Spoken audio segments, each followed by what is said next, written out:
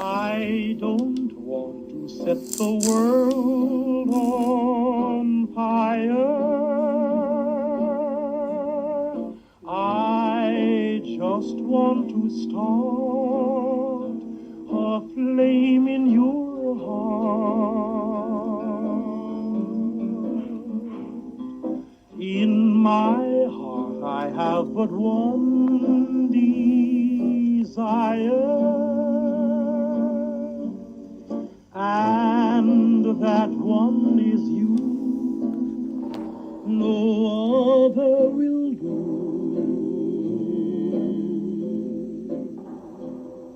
I've lost all ambition for worldly acclaim. I just want to be the one you love. And with your admission that you feel the same, I'll have reached the goal I'm dreaming of.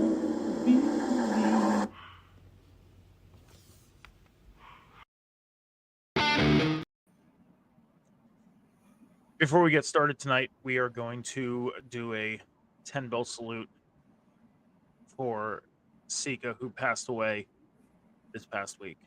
So before we hit the intro and get started here on Table Spot tonight, we're going to do a 10-bell salute for Sika.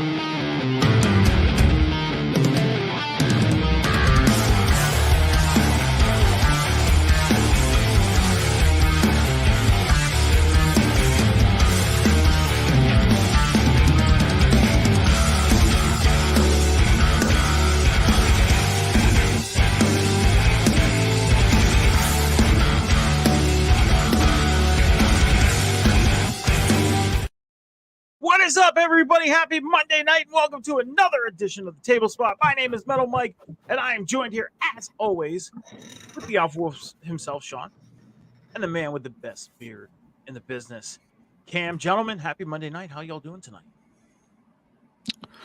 Pretty good, man. Not too bad. Can't complain. You know, just another Monday. Yes, I'll be on a flight to Toronto in less than a day or so. Sean, if you sit like that for the next 2 hours, it's just perfect. I can't win. But yes, gentlemen, it's another Monday night. Glad to hear y'all are doing good. Sean, yes, you're on your flight to Money in the Bank and everything like that. Awesome. Money in the Bank is happening this Saturday. Before we get started here, though, we got to remind everybody, guys, head over to Rivet City Radio and Off Top Media's Twitch and YouTube channels. Hit that follow, subscribe, and turn on those notifications. Check out all the great content going on throughout the network this week. We got the Table Spot tonight. We got NXT on tap tomorrow night. We have a special production going on tomorrow night. We're going to be doing our Money in the Bank predictions before NXT on tap. And then Wednesday, we got the Boom, led by Cam, after AEW Dynamite, Rivet City Red Zone, Botch Bots, and Chair Shots, Friday Night Review, and so much more going on throughout the network. Make sure to check it out by turning on those notifications and hitting the follow and subscribe button. Also, head over to patreon.com/Rivet City Radio. Check out all the great content going on over there. Promise it will not break your bank. So, gentlemen, yes, we started off the show by doing a 10-bell salute for Sika, who passed away this past week.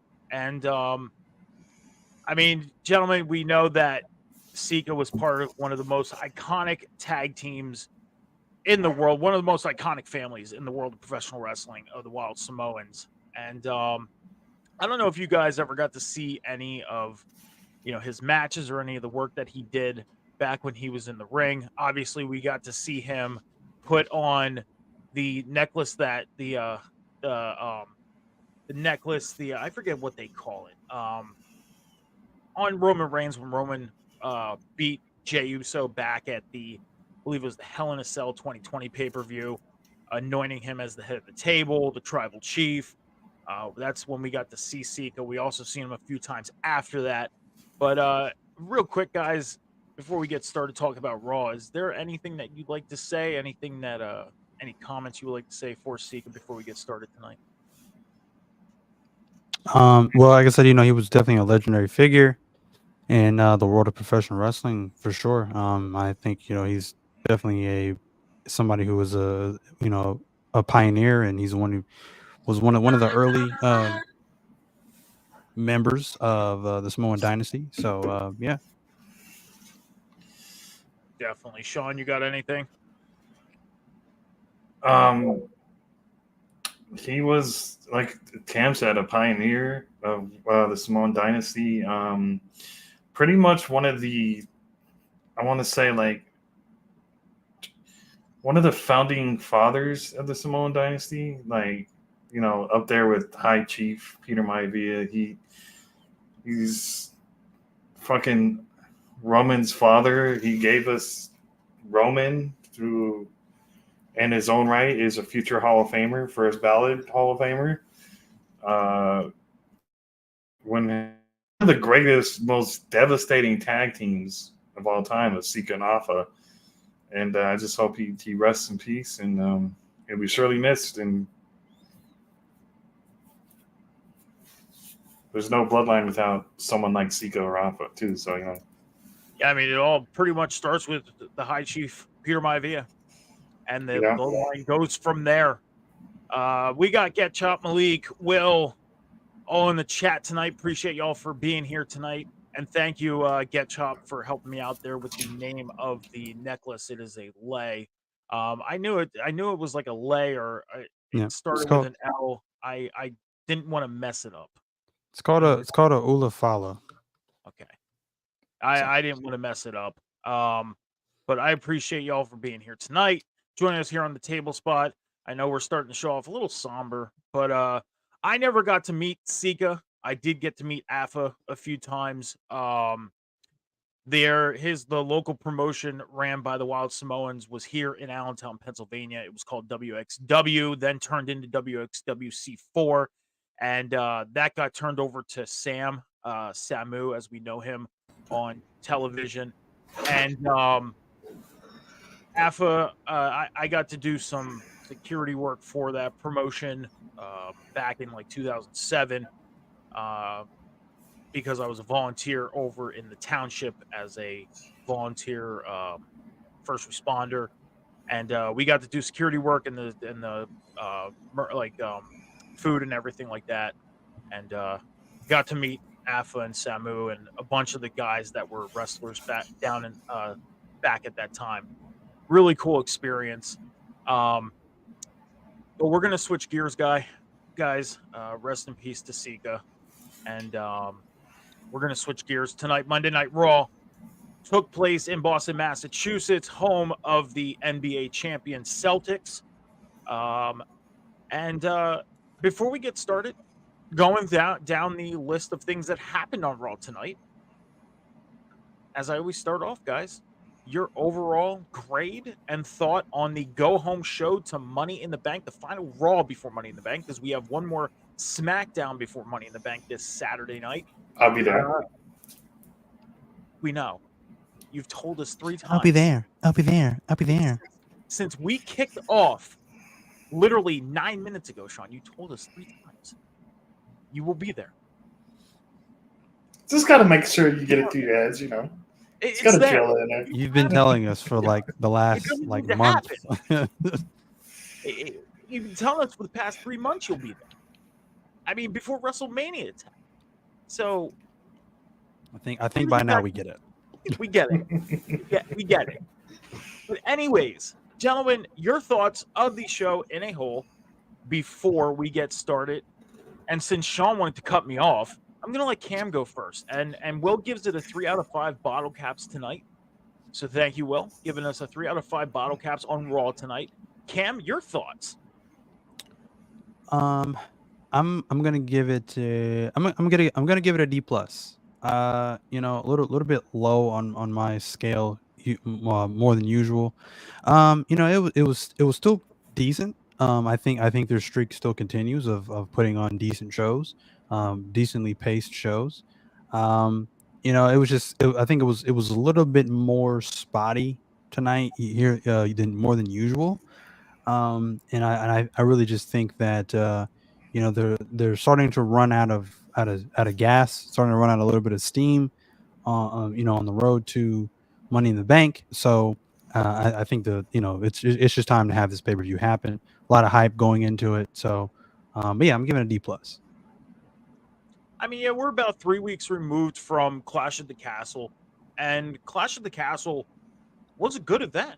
It wasn't bad, but I can agree with you on the whole losing a little bit of steam. You watch a Monday Night Raw that happened even before Clash at the Castle, maybe around King and Queen of the Ring time. Let's say post WrestleMania. We'll go back that far. Post WrestleMania up until this point, there have been many Raws that were just firing on all cylinders. I mean, every second you feel like you had to listen to what was happening and pay attention to what was happening, or else you felt like you were going to miss something. These past couple Raws, maybe even last week. I mean, last week was a good show. Tonight wasn't a bad show, but it didn't have that aura. Like, okay, if I missed something, it didn't feel like you were going to miss something too big. Does that make sense? Yeah. I'll give my grade though after I let Sean go. Sean, your thoughts? I'm actually have to agree with Cam. I'll give it a D. Honestly, I was fighting so hard through the whole show not to fall asleep. I would like, not only that is because I was tired through the day, but I was still trying to fight through not falling asleep during Raw. There was some good moments, some bad moments. We'll talk about that, and as we get to the show. So for me, it just didn't hit tonight for some reason. It didn't keep my attention as past Raws have done recently, and they were on a good run of giving my attention, but this one just didn't hit. I think we're all getting timed out. I don't know how we can all be timed out at the same time. We'll figure out a way to time each other out. Okay? Oh, is that what I missed? Yeah, that's what it is. We're all kind of timed out right now. So we're going to do this through the course of the show, and we're going to do it the way we always did it. While one person's talking, one person's going to be timed out. While somebody else is talking, somebody else can be timed out. And that's how we're going to do it. Shadow, I think we need AI in here, and just so we're all timed out. It's just AI is talking for us. Shadow, if you do that, Shadow, you're going to have to find your own hotel room, damn it. I'm not going to deal with that. See, here's the thing is if we were to get AI, I don't know how much pre-production I would have to do to make sure we have an AI in here talking while we're all timed out.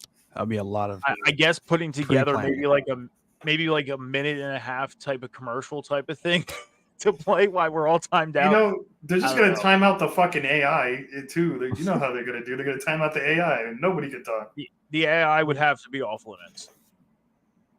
The AI would have to be off limits as far as being timed out, because it's not a physical form. It's just AI. It's computer. But I agree with you. Thursday, I agree with I agree with Cam. Like, WWE, they're firing on all cylinders. They are. We know that. We've known that for a while now, and it's ultimately because of the reins being turned over to who runs the show. Okay. And how they're doing things. And the one thing that really got me tonight was USA Network. I get it. At certain points, you gotta censor what people are saying. And they censored the crowd early in the night. I'm talking, you're 10 minutes into the show, and already they're censoring out what the crowd's saying. When it got to the 10 o'clock hour, and you guys know this, we've talked about this many times, and I mentioned it, that when they go to Netflix and they hit the 10 o'clock hour, that's when I feel like they're going to be, anything goes, whatever they want to say, uncensored.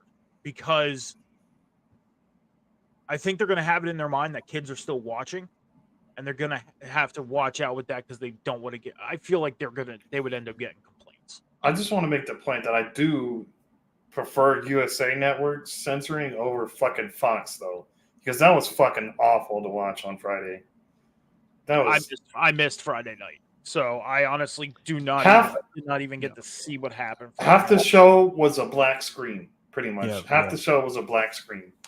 Yeah, I gotta agree there. Friday night is rough to watch. I'm gonna give Raw a C- tonight. I am, because it wasn't a bad show. There were some good things that happened, some entertaining things that happened, but ultimately, you can tell this was a go home show. You can. I don't want to say that this was close to what I've talked about in the past with it being like a show just to get through, almost like a televised house show. I don't want to call it that, because they did accomplish some things as far as storylining stuff. But you could tell this was a go home show tonight. It was definite. So, but let's get into it. We kicked off Monday Night Raw. Michael Cole and Corey Graves were the announce team tonight. Last week we got The Miz and Cole. Tonight we got Corey Graves and Cole. And we kicked it off with Jey Uso opening it up. He was up in the concourse area with the crowd, hanging out, getting ready to go out to the ring, talk about Money in the Bank, and he was quickly interrupted by Chad Gable. And we got Chad Gable coming out. He was also talking about he was going to be called Master in the Bank. He's not going to be called Mr. Money in the Bank. He's going to be called Master in the Bank. That sounds so. That sounds so stupid. That sounds a little fucked up to me. You know. What was your first initial thought, though, Sean? What was your first initial thought when you heard him say Master in the Bank? Like, what was the first thing that came to your mind? You. My name's not Sean. I just said Sean. Well, I thought you were saying Sean will get your thoughts, and then you kind of like, I thought you were going to segue to Cam, but my bad. Well, I thought it was like, really? Master in the Bank? It sounds a little off to me. You really want him to call you people master? You want people to call you master? Like, no, it doesn't fly with me, boss. I'm sorry. I mean, the way he's been the past couple months, you didn't expect anything like that. The way he's been treating, but Master in the Bank is just. It's I mean, he basically was telling a few weeks ago, Sean. He was telling every person in that group to get down on their knees and basically, kiss his feet. That's what he was doing. Yeah, I don't know. I just don't like it. Cam, did you have any first thoughts when you heard him say, "Call me Master in the Bank"? It just sounds dumb. Like it's more of this, like, just this dopey dialogue that I've always talked about with WWE. Like they'll put stuff together and it's like, who talks like that? Like, I much rather prefer you just sound natural when they're on the mic, whoever it is, whoever it may be talking. And this is one of those things where it's like, call me Master in the Bank. It's like, okay, I feel like you're taking us back 10 years with that dialogue. Like, that sounds like something the old administration would have wrote. It just sounds dumb. I did want to ask you guys this while we're on Chad Gable. Do you feel like after his feud with Sami Zayn that they kind of threw a bucket of water on him and cooled him down a little bit? Yes. Yes. Absolutely. Yes. It feels that way. It does. I'm not saying he's doing bad work, but it feels like they took at least I wouldn't say a bucket of water, maybe a bucket of ice. Let's say a bucket of ice. Cooled him down a little bit.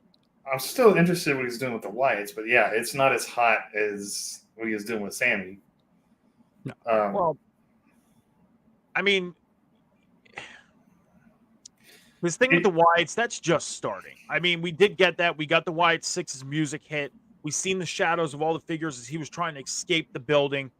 And we got, as we know who it is, Nikki Cross, Sister Abigail. And as Michael Cole likes to call her, this Carrie-looking type of thing. Zombies, this Carrie-looking type of thing, handing him a videotape, and then we cut to commercial break. We're going to get into the video in a little bit. We're going to talk about that. We'll probably save that for maybe the end of the show, because I'm sure we're going to, all three of us are going to have a pretty good amount to say about this video. Okay, so we'll get through Raw. We'll get to the video, but we ended up having that. And I mean, I don't know if it would necessarily be called a starting of something. It is, but it's not like he's really come in physical contact except for the debut with them. It's almost like they know they can scare him, and they're coming after him first because of the meaning behind everything. And we find out a lot with that video. I'm going to leave it up to you guys. Do you guys want to get into the video right away? I mean, I might as well. I think this is one of the most interesting things that happened on Raw. Then let's do it. Let's do it. We'll talk about the rest of Raw. We'll cut through some of the stuff tonight. Let's get to the video. We got the video. And Cam, me and you have talked throughout the week, and I know we're going to have a little bit of, you mentioned that we're going to have a little bit of discussion about these two tapes. Let's have it. Let's do it. We're going to fast forward. We'll get to the Wyatt 6 video. We got the video that got handed to Michael Cole. And this was, again, Taylor talking to Howdy. And some of the notes were that Howdy was, Taylor asked Howdy what they were doing there, and that Taylor says that he's destined to do this. Other words were that everyone wanted to forget about them and wanted to abandon them. Pretty much just forget that they were even there. After we sadly lost Wyndham. They wanted to forget that they were there. What I got from this tonight, and if you guys don't mind, I'm gonna give my thought on this first. What I feel like we got from this tonight was they wanted to forget about us. We're here to remind everybody, but we're going to do it in showing, because he said that all these characters came together and became a family. That's what they did. All these individuals that were either trying to be forgotten about or being abandoned came together as a family. And now they're a family. And now they're there to teach anybody who abandons or tries to forget the family that they have. And it's all starting with the Alpha Academy and the way Chad Gable treated them. That's who it seems like they're going after first. Sean, we'll start with you. Your thoughts on this video and what you took away from it. I do like the therapy kind of sessions they're doing, but I wish they would just space them out. And maybe not all the tapes be a therapy session. Maybe I don't know, a more backstory, show a bit of weird Wyatt compound kind of thing, or a videotape, kind of something like that, showcasing more of the family. You did see where that interview was, that sit down was taking place, right? Yes, but it still focuses on Taylor and Howdy. Uh-huh. Like I'm saying, space that out, the therapy kind of sessions, and then give us more looks at the rest of the members. What's there, I'm sure we'll find out soon, but I still like it. I'm still intrigued. The fact that Howdy was like, "Oh, you thought you set them free?" And Howdy was like, "No, I did that." His alter ego. And that was like, oh, shit. So pretty much Taylor's having inner conflicts with himself. And that's what I like. It's essentially, we said, it's Taylor's fiend. Well, he did say that he was the voice of reckoning, and Howdy said that he was the reckoning. So it is his inner voice. It's basically almost like his inner voice. That's what it is. And if that is it, then it ultimately is his inner voice. By the way, for those of you who didn't catch it tonight on Raw, and again, we're all fans. We all notice things. We all see things. It was pointed out to me. I'll say this. I didn't notice it until it was pointed out to me where this interview was taking place. It was taking place inside the Firefly Funhouse. That's where it was. I didn't notice that. And it was pointed out to me. It was. And I was like, that's cool. I like that they're doing it there. Sean, I do have a thought on something that you said, but before I give that thought, I'm gonna let Cam go. Cam, your thoughts on this and what you got from it. So, yeah, I definitely got the feeling that this is like a therapy session, or almost like an interview inside of his mind, essentially.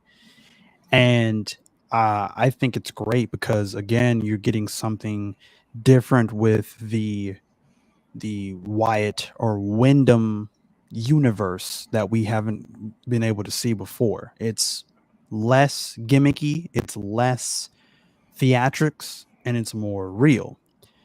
I said this before. I think I made a video on this, but we're getting more raw emotion. We're getting something that he's really feeling, and he's putting that and using that in his creative, to fuel his creative mind for this Wyatt Six, gimmick and group action within WWE, within Monday Night Raw. So again, I love this. I loved what they did the week before, and I loved what they did here. Now I agree with Sean. I want to see maybe not the same thing, or maybe Howdy doing something else where he's sitting down with the other characters, because we need to be introduced to those characters as well. Because we can only sit there and speculate and be like, we think Nikki is Sister Abigail, but they have never actually said that that's Sister Abigail. You see what I mean? We can speculate that Joe Gacy is Huskus, but they've never actually said that. So we need to be introduced to these characters, and we need to see them, without the costumes and the mask. We have to see their physical emotion. They need to humanize these characters in a way, but also keep them like in a deranged nature, because that's kind of the feeling that you get with all these characters. Again, Bo, like I said, Bo Taylor, whatever he's going by now, is amazing at what he's doing right now. If anyone has doubted his creative ability, should no longer be doubting his creative ability. I think he's making us all believers, because again, his acting and just everything he's putting into this, he's putting 100% of his whole being into this. And I'm loving this for sure. Now I ain't gonna lie to you, when he said he is the voice, I honestly thought he was gonna follow it up with the voiceless. He's the voice of the voiceless. I was like, whoa, wait a minute, where are we going with this? But no, it's fantastic. It really is, and I love the fact that they're diving into stuff. Like I said, that's going to make you a little uncomfortable. That's going to make some people not want to hear about the passing of his brother. But it's just that they're using just that to add even more intrigue into wherever this is going. And there's something that he said too in this that stuck out to me as very interesting. And I again, I think I hit the nail on the head when I said this too. But basically, I feel like this group is essentially, they're going to be baby faces, but they are going to basically go after the heels that they feel like have quote unquote committed sins in which the group is against. So they're going after Chad Gable. It makes sense because the group that Chad Gable was with, the Alpha Academy, was like his family. They were, they're not blood, obviously, but they were like his family. They were like his adopted family, right? And there was something that Bo said that he was like, well, yeah, we have people that are basically using their family for their own selfish personal gain, and they must pay for their sins. And then you kind of see like the whole glitch, and then it's like, 1 minute you see them like swap seats or whatever, but the final image you see is just Howdy sitting there. So for me, I took that as like, you see them split in this interview, the one from last week, the one from this week, but I feel like now you're seeing them become one. So you're seeing who he really is, which is Uncle Howdy, but then you're also seeing who he is behind the mask, which is Bo Dallas or Taylor. Loved it. I think it's some great work. So, question: after this Chad Gable story is done, do you think their next target could be Solo in the Bloodline? No. No. Too soon. Way too soon. Because here's the thing: is like you guys mentioned that we got to eventually get introduced to these other characters. The way they're doing it with Taylor right now is really good. Now, last week, I liked how they did it. I didn't like the direction they did with how they started off talking. This week, they changed my direction. I was more into it, and I really liked how I liked everything that was said tonight, everything, the way things were done, everything. Tonight, complete 360. We got to get introduced to these other characters. Doing it this way, I don't think they should do it this way. I think the way they should do it is doing it as far as introducing them in their elements, so to speak. And what I mean by that is their character elements. Get a little bit of theatrical with it, because they can still do the theatrical stuff. They can do pre-cut theatrical videos. Doesn't have to be done live, because this obviously isn't a live thing. This is pre-taped. This is almost like a theatrical type of thing. They can do it with these other characters, but they can do it so much to where they don't have to make it so gimmicky. Like, we see them talking to their character, just like Howdy and Taylor are doing. Like, we can get, Nikki talking to, if this is Sister Abigail, but in their own type of element, not in seats in the Firefly Funhouse face to face. You know what I mean? Exactly. And not to cut you off, but No, you're good. I love how you said that, because I just had that idea pop in my head for Taylor to be sitting in the Firefly Funhouse makes sense, because that was Bray's last his brother's last creative idea was the whole Firefly Funhouse and the Fiend. So that's something personal to him and the character Uncle Howdy itself. So I could see them doing something like within NXT. And I don't know if you're familiar with it or whatever, but Joe Gacy was kind of going with like this. I mean, he did the schism thing, but even after that, when he was a singles wrestler, he was kind of like almost like he kind of like escaped from like a mental asylum kind of character. So Yeah. I could see like, and again, I feel like they still should integrate Howdy in each of these segments, kind of interviewing them, just because like again he's like the leader. So I would have like Gacy like in a straight jacket, and it looks like a padded room, and he's like interviewing Gacy, but a padded room.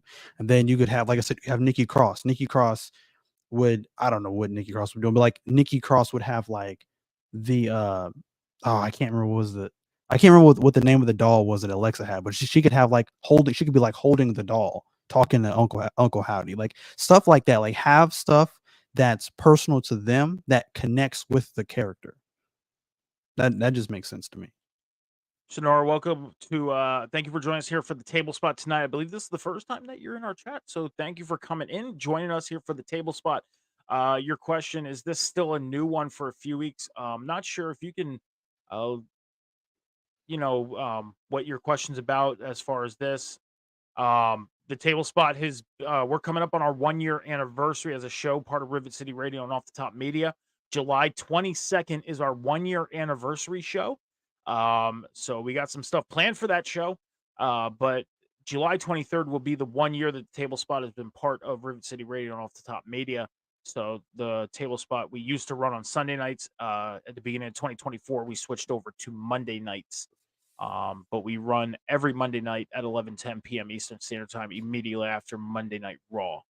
But appreciate you being here tonight. Thank you for joining us. So Lily was Alexa Bliss's doll, as Malik helped us out there with the name of Alexa Bliss's doll. Yeah. I mean, they again, they got to slow. I said this at the beginning. They're gonna have to slow burn this to make this very special and not to lose any. The thing is we got the QR codes throughout the months. Okay, that was the slow burn to build to introduce us to the White Six. Now, what they did tonight was great because nobody attacked it. Nobody attacked Chad. We just got the forms of all the characters, followed up by Nikki being at the announce table and just hand the video. That's it. It's all we need live. If we get recorded videos like we're getting with Taylor, again with all these other characters, slow build it. Like say for example, we get Taylor, okay, and we get Uncle Howdy. Uncle Howdy could be the first one to be in the ring. Then when you get the next character or next two characters, if it's a tag team match, whatever, introduce us to them. Lead it up to their in-ring debut. You know what I mean? Like build it like a pyramid. Yes, it would be kind of going backwards because we're getting Uncle Howdy first, but build it. Like this can be, they can do this theatrical without being so gimmicky, but give us these characters facing the human form, just like they're doing with Howdy in their own elements. I mean, they can do so much with this. As far as what Sean said with the whole, like, could the next be the bloodline? It'd be way too soon. Like, I think we shouldn't see that till at least 2025. 2025 is when we should see them going face to face. I can even sit here and say, hell, we can even get them waiting until Survivor Series 2025. I know that's a long ways away, but look how much they can do with this group. You know what I mean? Like there's so much they can do with this group. Now, you said to me that there was something that you wanted to talk about and we want to talk about on air about what I commented on last week. Take it away, Cam. We can have this discussion because I know, you asked, we can do it on Wednesday night. Then I ended up losing power on Wednesday night. Plus, it's an AEW show. That's your show. We keep that AEW. Then Friday Night Review, I was, didn't get home on time to catch the full thing of SmackDown and everything. So we talked about doing it here on the table spot tonight. So, sir, let's do it. What was your response to my comments last week?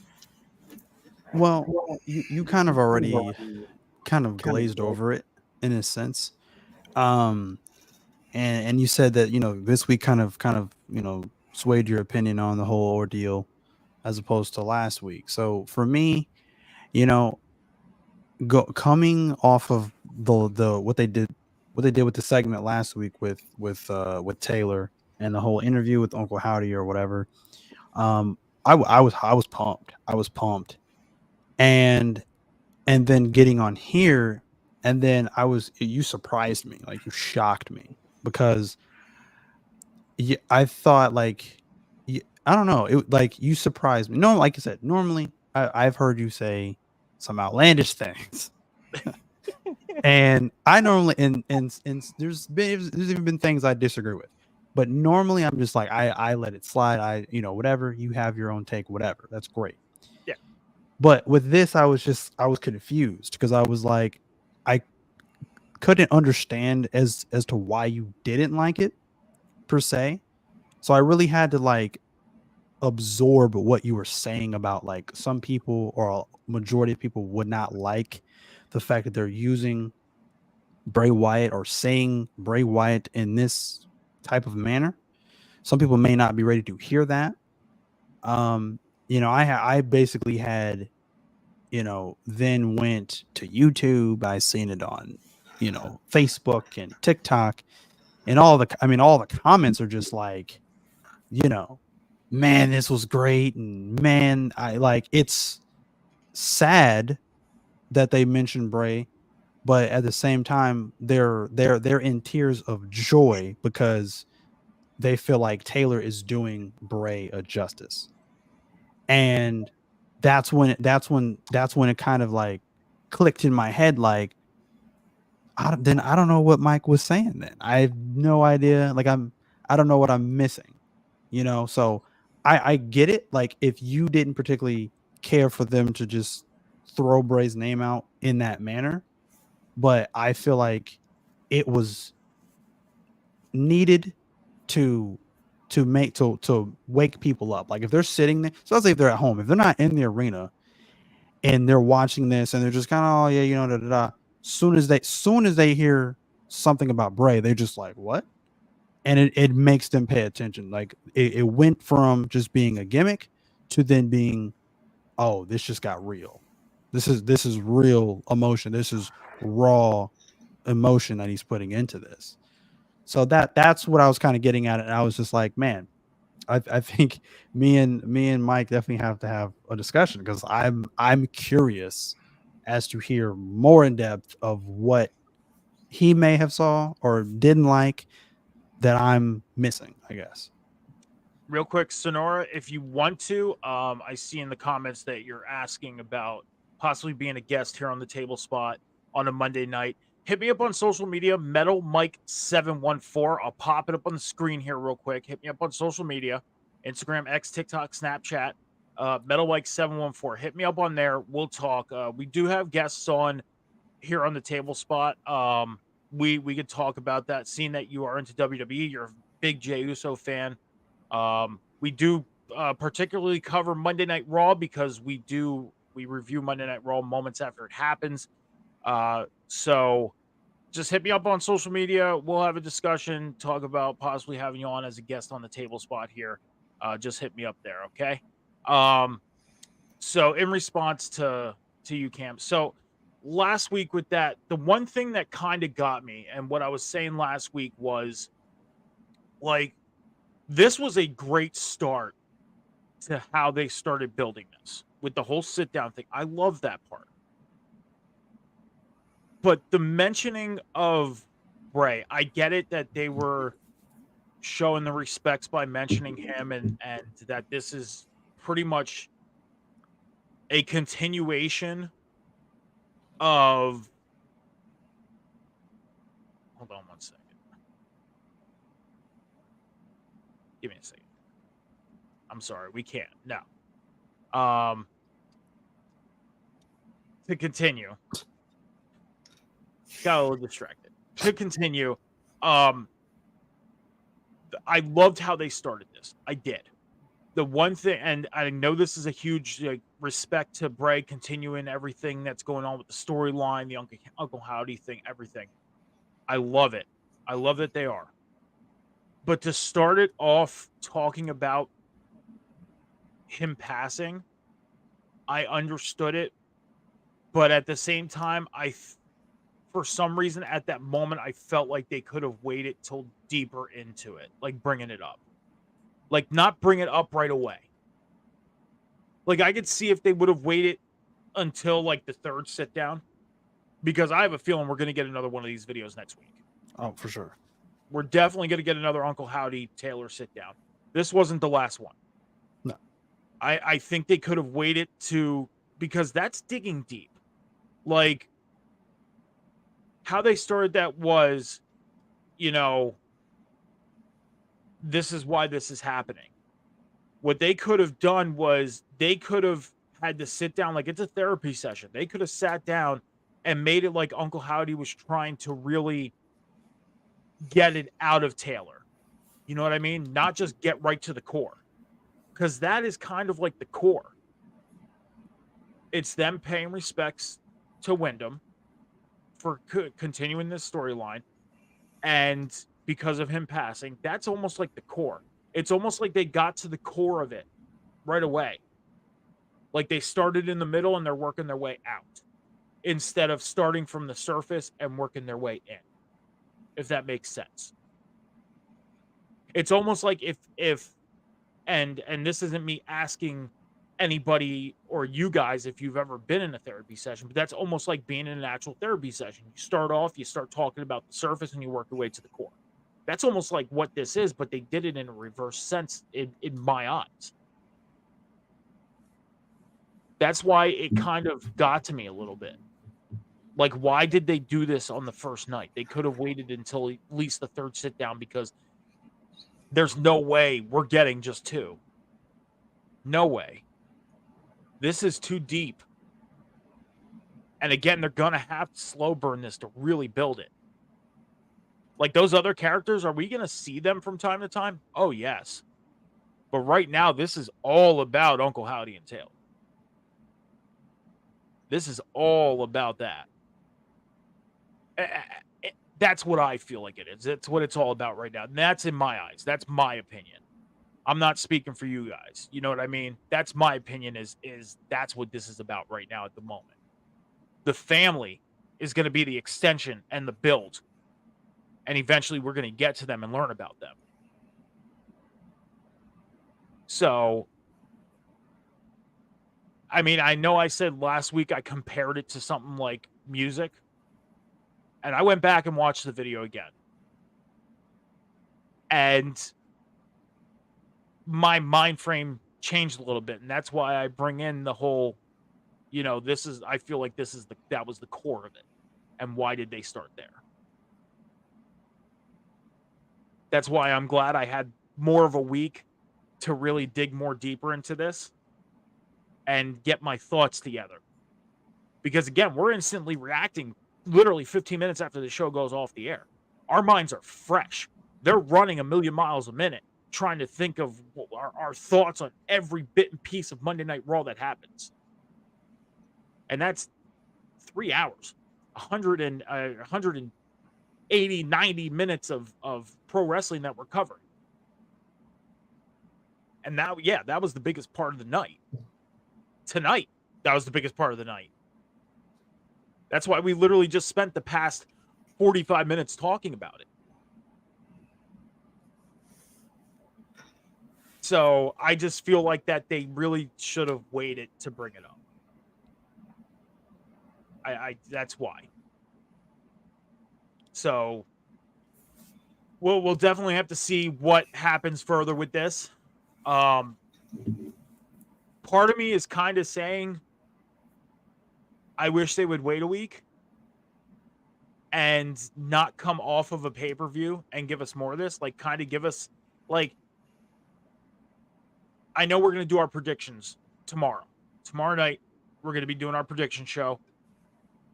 But I want to ask you guys, do you feel like, is there any part of you that feels like some character from the Wyatt Six is going to get involved in Money in the Bank with Chad Gable?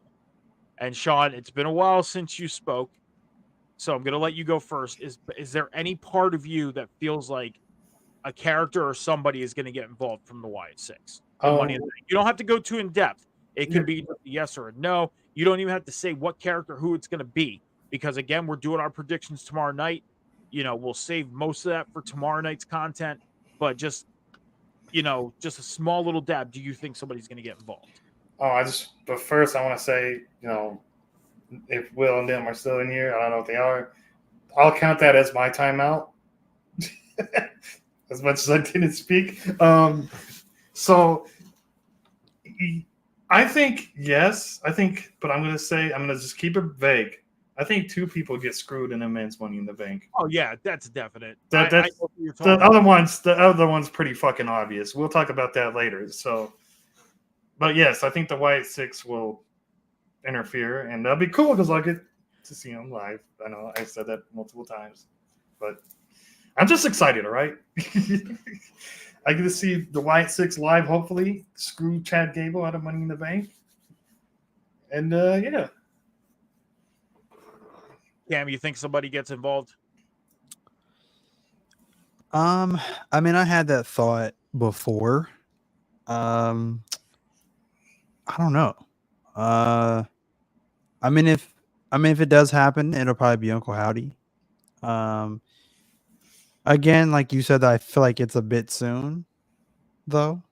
So if anything, I mean, I could honestly see them like taking him out before the match, like before, like his music hits and he just never comes out.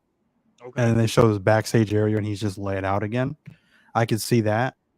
And then there'll be some, some tease, glitch of the screen or whatever. You'll know it was the Wyatt Six or Uncle Howdy, something of that nature. And I think that will set up something between possibly Chad Gable versus Uncle Howdy at SummerSlam. Do I you think he'll be the first to get in the ring before the other members. Oh will. yeah, Do you think Definitely. if that happens, that leaves an open spot for the Money in the Bank? Maybe somehow Finn convinces someone, or even Adam Oh, Pearce, yeah. to get in the match. And With them being so heavily featured on Raw, I see Finn somehow weaseling his way into being in the Money in the Bank.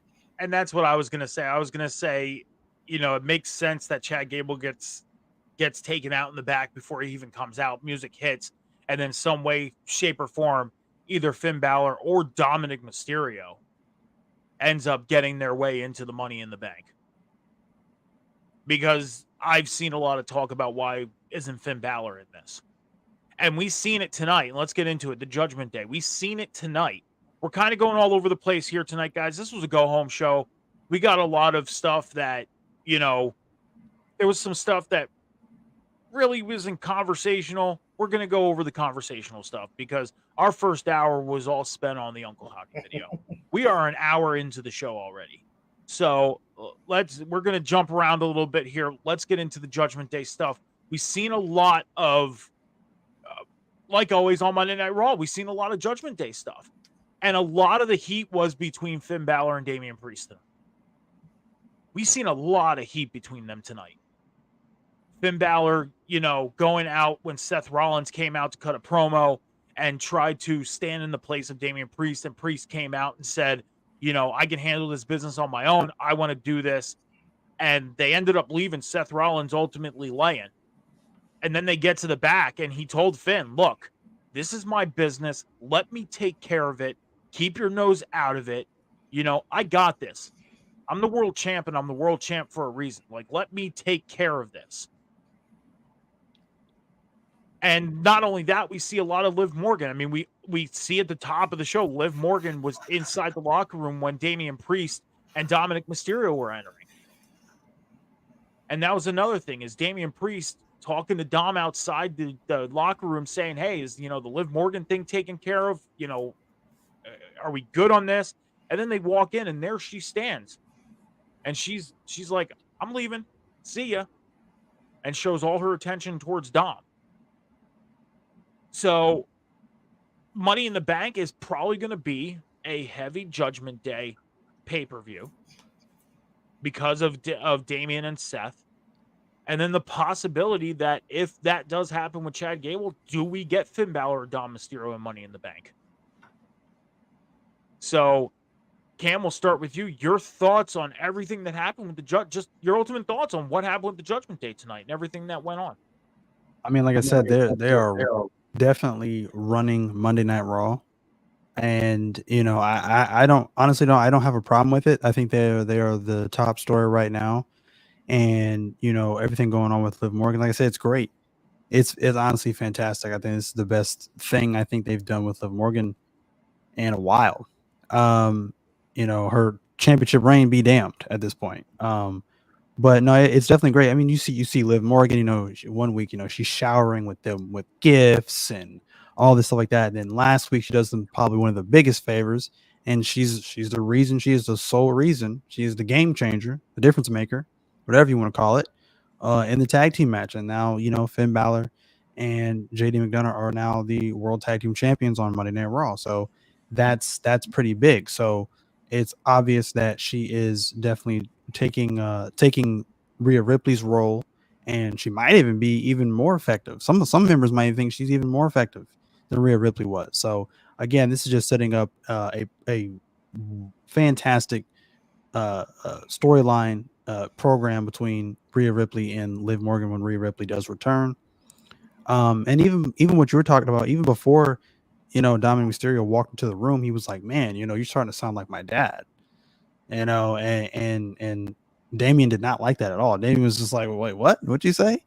So there's even a rift between them two now. So yeah, it's definitely starting to look like Damian versus the rest of the Judgment Day members, because I think a lot of them may start thinking that he's just selfish and he's just about him and retaining the world championship, while they are actually trying to, win together and be on top together and run together as a group.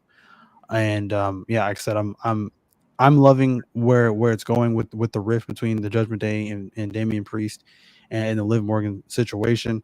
I'm just ready to see it because I'm over like the subtle teases here because we've had these teasers for so long now. I'm just ready to see it. I'm like just rip the band-aid off already because I'm ready to see it. Finn to me, I think would benefit heavily.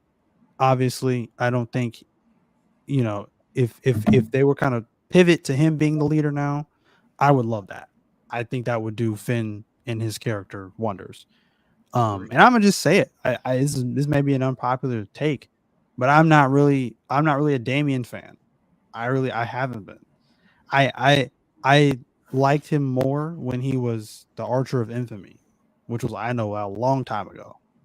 Him as world champ's okay, but I pay attention to presentation. Like his last several promos that have opened Raw, it's just like I don't know the way he comes off. It's like I get these like lackadaisy, like the way he talks is just like, oh yeah, bro, I'm world champ, bro. Hey, like it's weird. Like it's like he's way too laid back. You know what I mean? Would you He agree? does. He's not. Go ahead. Sorry for cutting you off. Would you agree that his promos with Drew McIntyre are a lot stronger than his promos have been with Seth Rollins? Yeah, I mean, outside the one from tonight, like the one from tonight was a little bit better, because he's talking with a little bit more intensity in Yeah. his voice, but I think that's only because you add in Finn Balor. So I believe if you have a program with him and Finn Balor, I think it's going to be great because I think it's going to push him to where he needs to be. His best match, like the one he had with Jay, was good, but the one he had with McIntyre was his best. Like that was like, whoa, that was an awesome match.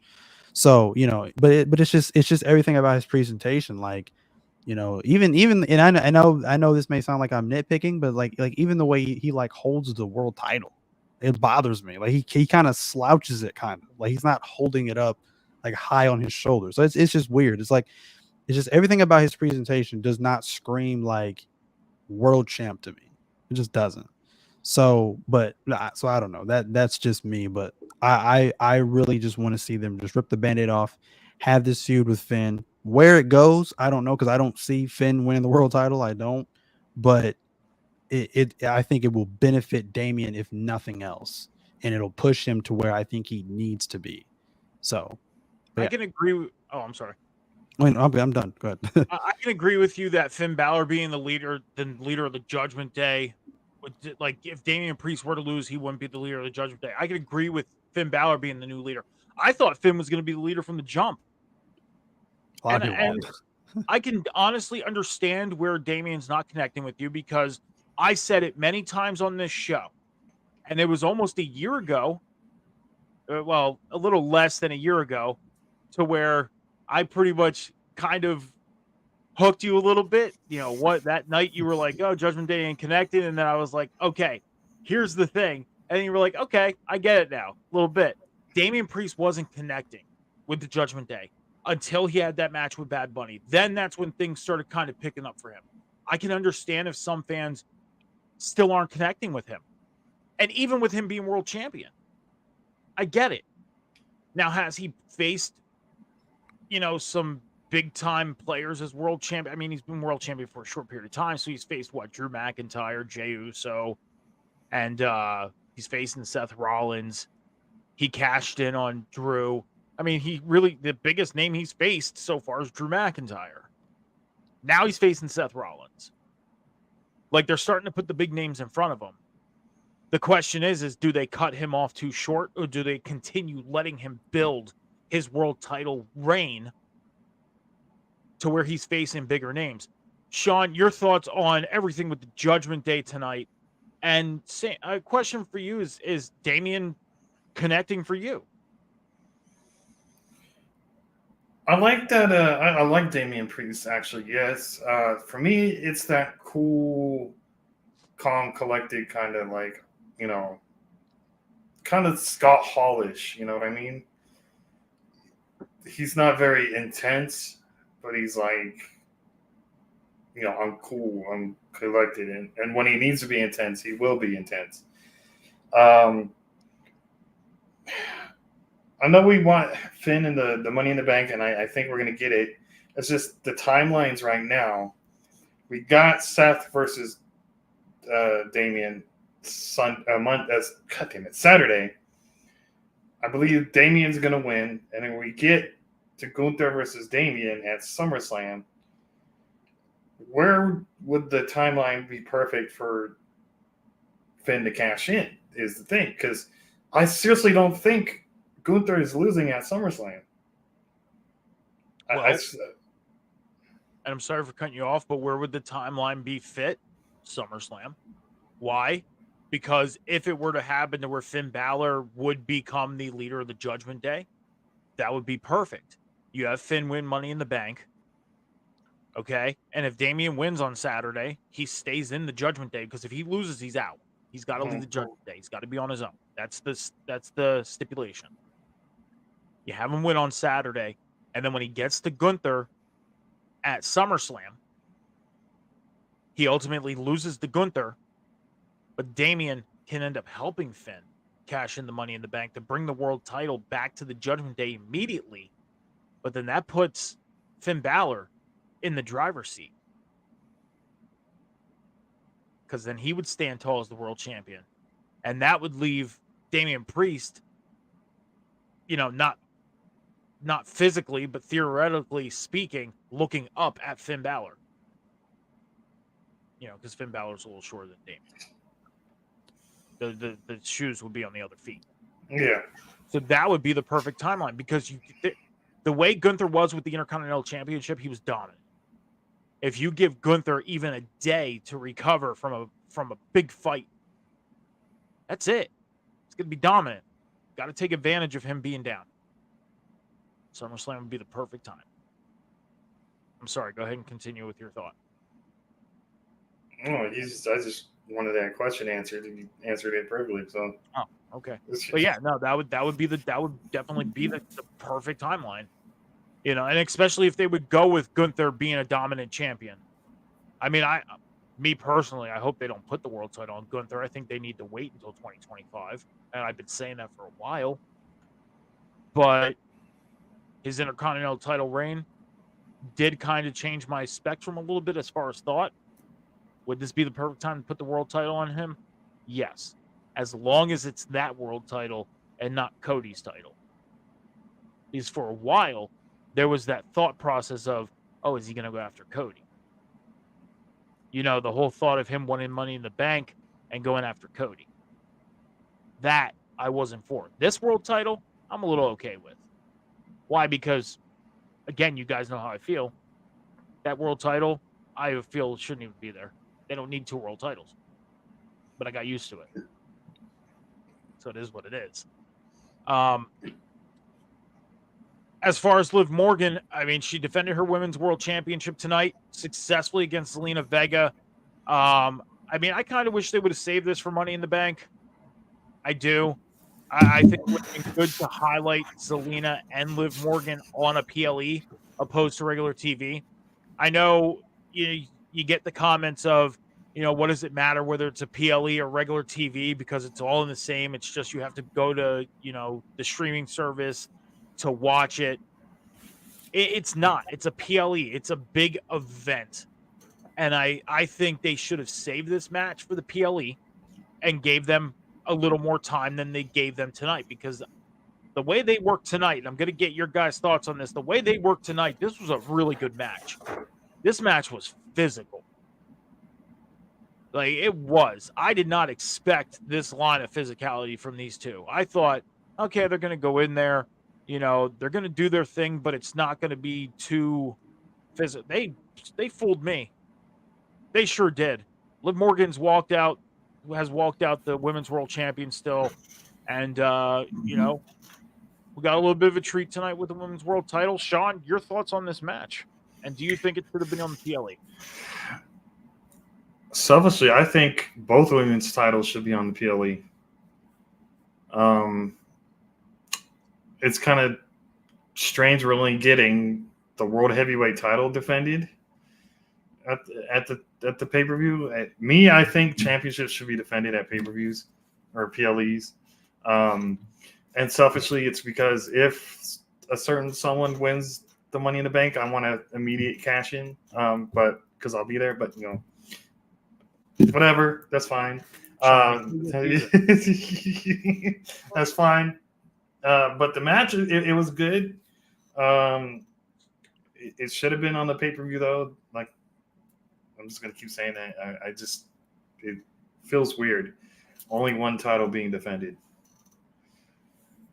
Well, I mean, actually, Intercontinental title too. Sorry, Intercontinental title. Yeah, you got 2 Money in the Bank ladder matches, so you could possibly end up going into the event seeing 2 titles change and 2 Money in the Bank winners. I mean, you guaranteed 2 Money in the Bank winners. 2 people are walking out with guaranteed World Championship title shots. Yeah.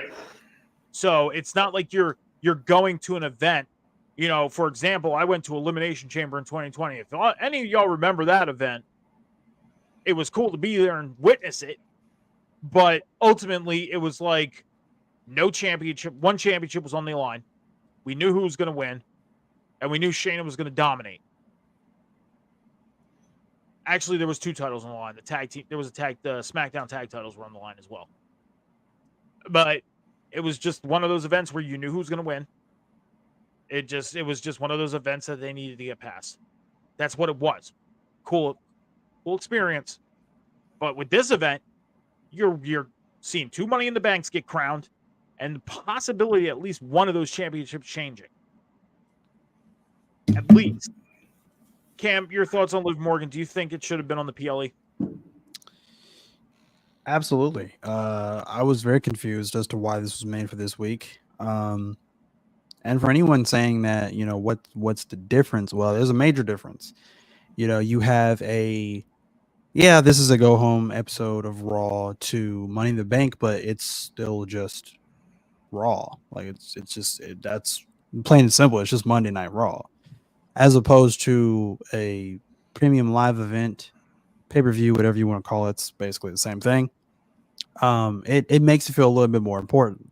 You get that big match feel. You get that spotlight, and then you get the ring announcer saying, the challenger and the champion. Like you get that big match feel. It feels that much more important, and it makes the viewer care that much more. So to me, putting this on Raw, I think just says that this is just a filler defense for Liv Morgan.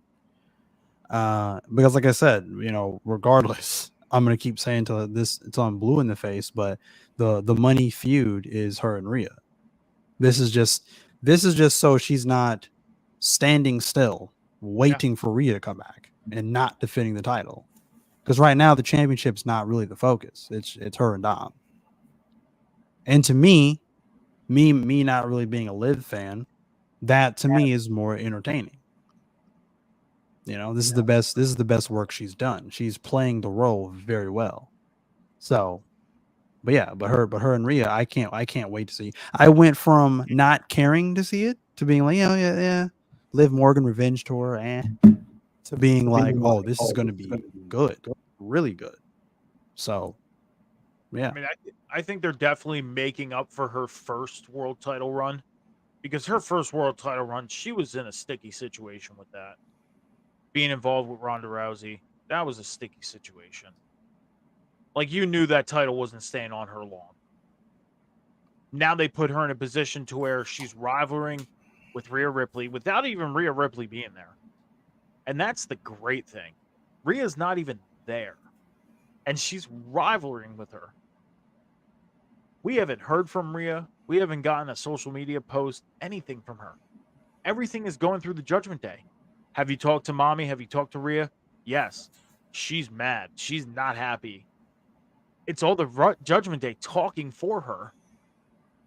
And we don't even know if they're even, like, there's no proof. It's not like, WWE said, "Oh, we, got a hold of the messages or whatever between the Judgment Day, like, did that corny whole like, we got our hands on the messages from the Judgment Day, and this is from Rhea Ripley type of thing." No, they're not even doing that.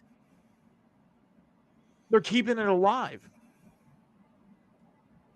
And I mean, is Rhea going to come back sooner than later? Probably. We might get her by SummerSlam. Maybe.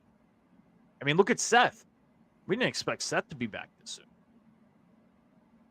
Dude came back soon. Came back quick. So now it's all about what's Rhea's status. And we're getting into the days of SummerSlam. I mean, we're Money in the Bank. After this Saturday, that's it. We're on our road to SummerSlam. We're on the road to Cleveland. Go ahead, Cam. Brag about it. Cam's going to be there. Cam's going to... Yes, sir. Sean, Cam's going to be at SummerSlam. Yeah. I tried, Cam. I tried. But yeah, I mean, they're keeping it alive. They are. And it's the great thing. And Rhea doesn't even have to be there, nor have to post anything. And the other talks that have been happening too is like, oh, we all know Dom is, married and Rhea's married and all that stuff. How are they keeping this alive? Because it's entertainment. Like, we may know this is their personal life, but they're making it seem so real on TV. Just the way they're doing it. They're making it seem so real. And so believable. And why? Because you got Liv Morgan, who out of everybody who's involved is single. And that's what is kind of making it work. So we did get, speaking of Money in the Bank, we did get 2 qualifying matches tonight. First one was Dakota Kai, Zoe Stark, and Ivy Nile. They were entered into the final chance Money in the Bank qualifier match. Zoe Stark ended up winning this. She's going to be in Money in the Bank.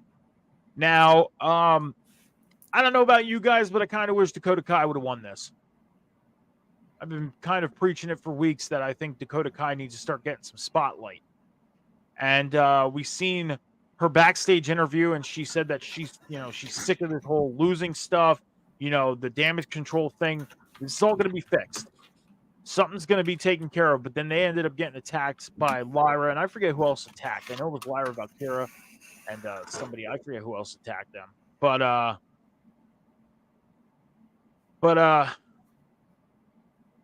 what? You have a microphone in front of you. Speak. Zero aura Zoe. She has no aura. I was telling somebody when I was watching along with Rod, you know what they should call the tag team of Shayna Baszler and Zoe Stark? They should call them Go to Sleep, because that's what I want to do when they're on TV. Cam, I'm going to ask you, because I'm not even going to ask Sean this question. The big pink picture in back of him pretty much says it all. And this by all means isn't your prediction, because going to be doing that tomorrow night. It's a spoiler. But if you had to go with 2 people, who do you feel like, not predicting, who do you feel like is winning Money in the Bank for the women? 2 people? Yeah, if you had to pick 2 people, who do you think? I mean, outside of Sean's obvious, because I'm not gonna give him the satisfaction. I'm not. I refuse. So I said I'm not even gonna ask him. Outside of her, I would say I could see Lyra, and I honestly could see, maybe Zoe, or maybe Io again. And the reason I say Io, and I know she's already won it and whatever, the reason I say Io again is because again, like I said before, Io's on a hot streak right now. She's the only one in the group that's on a hot streak. The rest of the group's just kind of falling apart. And I feel like they could use that again to separate her from the rest of Damage Control, and she just breaks out on her own, which she should. She needs to desperately. So those are my two. With that backstage segment tonight, with Kyrie's body language and Io's body language, something was telling me that Dakota Kai is the next one to get kicked out of the group. Probably. If you go back and watch their body language, something was telling me they are going to attack her. She's going to be the next one out. And then it's ultimately going to be Io and Kyrie. Until Asuka goes back. I mean, Asuka, I think she'll be on her own when she comes back. Or she'll be with those two, and it will be just the Kabuki Warriors. Or we're getting something completely different entirely. Yeah. As far as me, I agree on the Io thing. But I think if you went fan favorite type, Chelsea Green. That was my second choice. Okay. We know your first choice. But yeah, Chelsea Green because of fan favorites. But like I said, tomorrow night we're going to be doing our predictions right before NXT on Tap goes on air. We're going to be doing our prediction show. So make sure you are following, turning on your notifications, subscribing to Rivet City Radio and Off the Top Media, and checking out the prediction show tomorrow night. I believe it starts at 9 p.m. Eastern Standard Time, an hour before NXT on Tap goes on air, which starts at 10 p.m. Eastern, 10:15 p.m. Eastern Standard Time. We had another Money in the Bank call. I'm sorry, somebody was ready to say something. I was just gonna say, so 6 o'clock Pacific Standard Time then. Okay. Just making sure. Don't want to be late. 3-hour difference between the East and the West Coast. Hey, at least when I'm on that side of the coast, I'll be on the same time zone as y'all. So Yeah, you'll be in the real world now, Sean. Yeah, you'll be in the future. Excuse the hell out of me for being in the past. We had another Money in the Bank qualify match tonight. It actually main evented Monday Night Raw tonight. Drew McIntyre, Ilya Dragunov, and Sheamus, the last chance qualifying match for the men's Money in the Bank. We ended up getting Drew McIntyre winning this, and he closed out Monday Night Raw, showing off that bracelet that he stole after his attack on CM Punk on Friday night 2 weeks ago, and saying that he's going to win Money in the Bank, and he's cashing in. He's not going to waste time. He's going to cash in that Money in the Bank on Saturday. He is walking out of Canada with the World's Heavyweight Championship. Same question. Sean, I'll ask you first. If you had to go with two people with Money in the Bank, who do you think is ultimately walking out with Money in the Bank? That part I didn't hear. So this is by far not my final prediction, because we're doing that tomorrow. The key. What if Drew McIntyre does win? He goes to cash in, but he's screwed out of that cash in by CM Punk. But it's the obvious. But yeah, my two picks are either going to be, well, if he's not screwed out, Drew, and then I guess I really don't want Jay. I guess I'll go LA Knight. Okay. Cam, if you had to go with two people.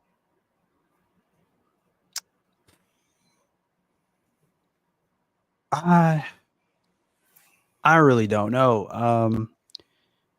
I mean, my feeling is Jey Uso. As much as I don't want that to be the case, they're making it too. I'm hoping not, because I'm hoping they completely swerve me and they have somebody completely different win. But it's like they're making it too obvious, you know.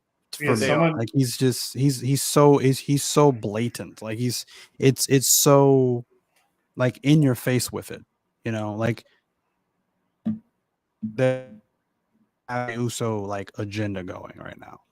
And it's kind of annoying because it's like I don't dislike Jay necessarily, but they're pushing him like he's like a former 16-time world champion or something. Yeah. You know what I mean? Like, it's very strange. It's very odd. Someone brought up the good point that what he said on Raw tonight, Mun Yeet is going to be the reason why he wins Money in the Bank, because they could fucking market that as Mr. Mun Yeet in the bank, and like Jesus Christ, merchandise and all this shit sells itself. That's another thing that's getting annoying is everything is something yeet this yeet that yeet. It's like, oh, good Lord have mercy. That just proves my point. It's this huge merchandise marketing like ploy to just push out more merch. He's like the Minions right now. Y'all remember when the Minions first came out and the Minions was just everywhere? That's Jey Uso right now. He's Mr. Minion in the bank. It's so annoying. And again, it's unfortunate because I think Jay's hilarious. Like he's funny. You know, he's a decent performer. You know, he's no Chad Gable obviously, but there's a lot of people that aren't. But I don't know. I said this whole main event Jey Uso thing to me is just used up. There's not much more to the character. There's not much more to his in-ring ability. It hit its ceiling at WrestleMania when he fought his brother. I had such high hopes for that. I thought they were going to go crazy. Now, a part of that, a big chunk of that, is they were cut short for time, and it was kind of obvious. The pacing of the match was kind of obvious. But when they're just spamming the same move back and forth, again, it's like when you pick the same character in 2K, you play online, and the person you play online against picks the exact same character.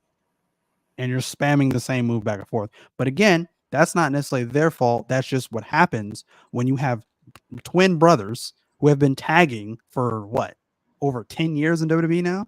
Way more than that. They're like 08. Their move set is just their entire being is just in the same like parallel just length, the wavelength. They're on the same wavelength. They're the same person practically. That's why, to me, I prefer Jey Uso. To me, is more digestible in the ring when he's with Jimmy. On his own, that's why I can't see him as world champion, intercontinental champion, United States champion. If they wanted to bring back the European championship for whatever reason, cool, no problem, perfect. But as world champion, hardcore, it'd be perfect for him. It'd be perfect for him. It really would, because I think he would. How over he is right now would benefit that mid-card scene, right? But for the main event scene, I need a little bit more. I need a little bit more diversity than that, especially in the ring. And that's why I said, like, the whole main event moniker needs to go away. It needs to. Everything you just said right there, it's getting old. It's getting dull. It's getting tiring. He's main evented. He was in one world title match since WrestleMania. Yeah, he's main evented Raw. We've seen plenty of people main event Raw. The main event moniker needs to go away. And they've kind of put themselves in position for him to basically win. Why? Because you have Chad Gable, who's tied up with the Wyatt Six stuff. You have Drew McIntyre, who's tied up with CM Punk. And you have trying to think who else is in this match. LA Knight is tied up with Logan Paul. Yeah.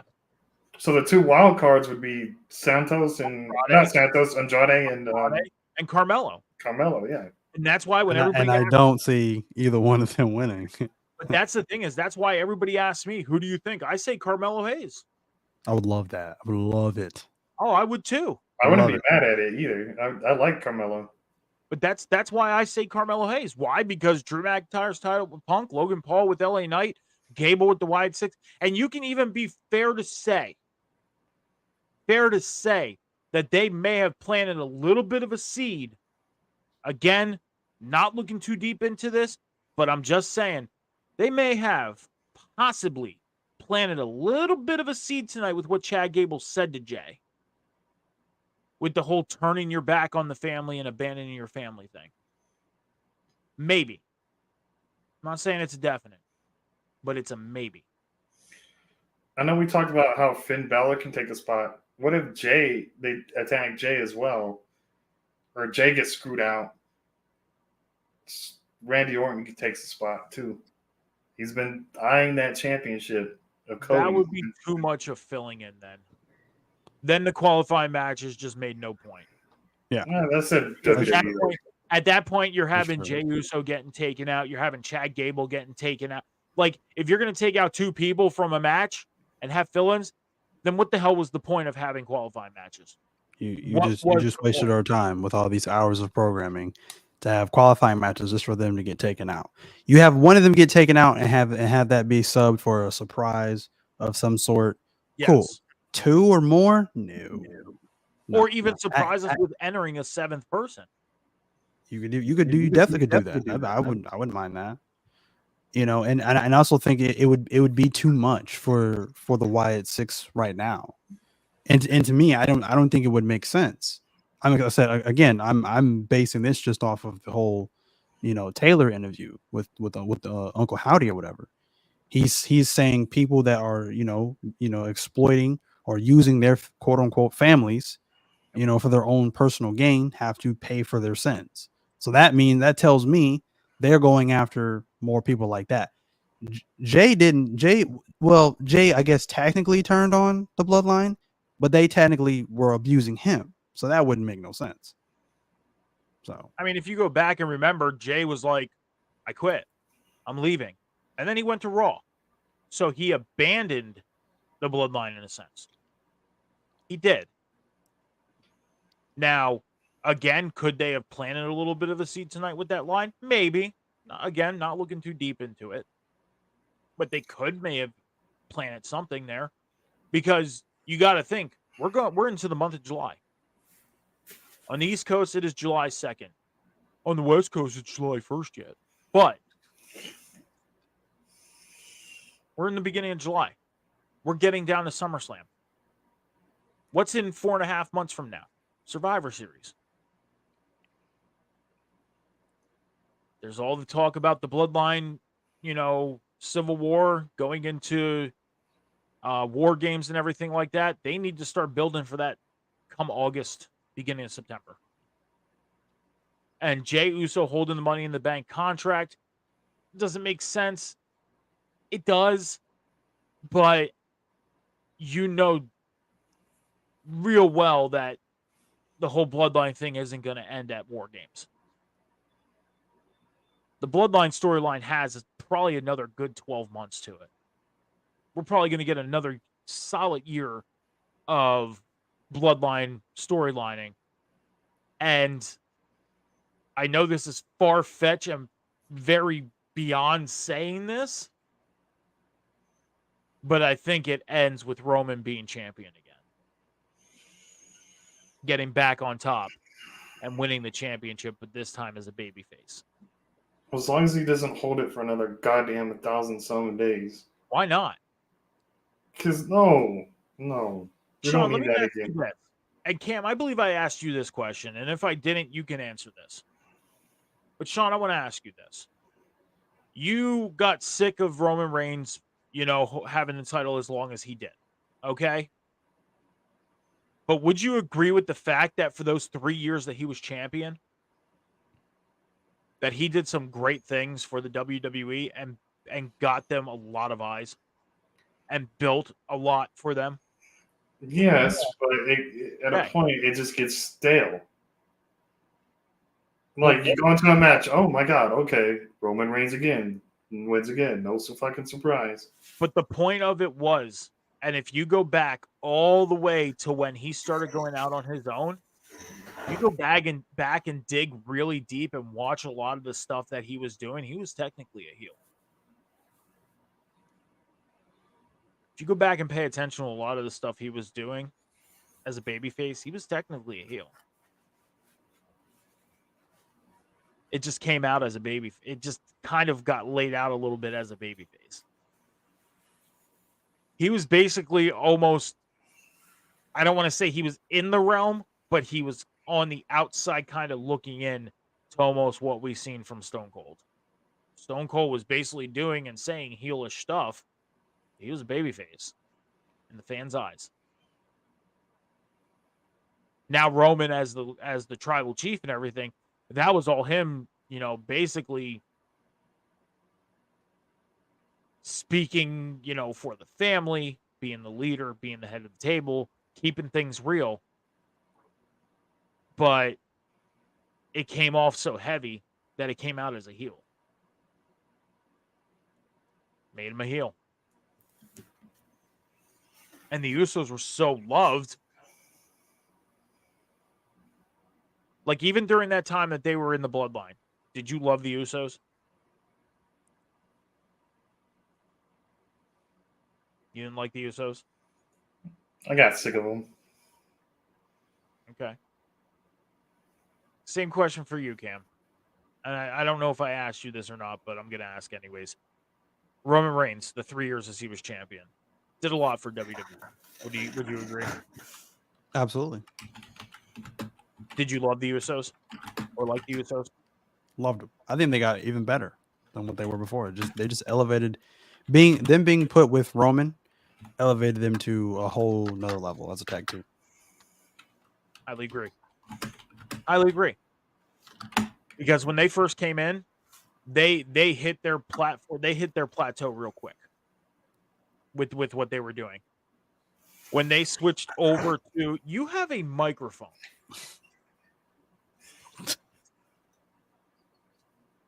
I didn't want to interrupt. You have a microphone. Oh man, that's hilarious.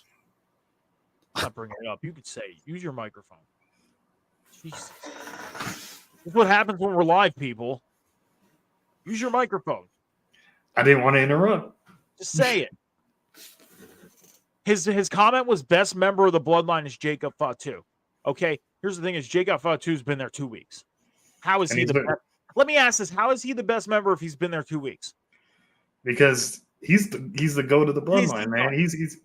He's Jacob fucking Fatu. Like, okay. you have to watch everything he's done before WWE. Here's the thing: is he's not even there for a cup of coffee. The coffee is still filtering. And he's already the best member of the bloodline. That's my oos.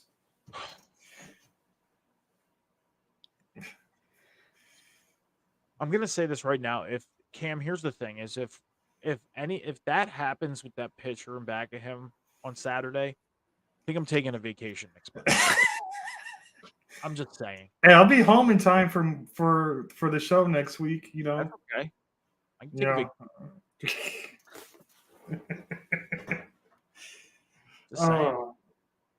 And when she cashes in at SummerSlam, you better take a vacation then too. SummerSlam too. Okay. Jesus.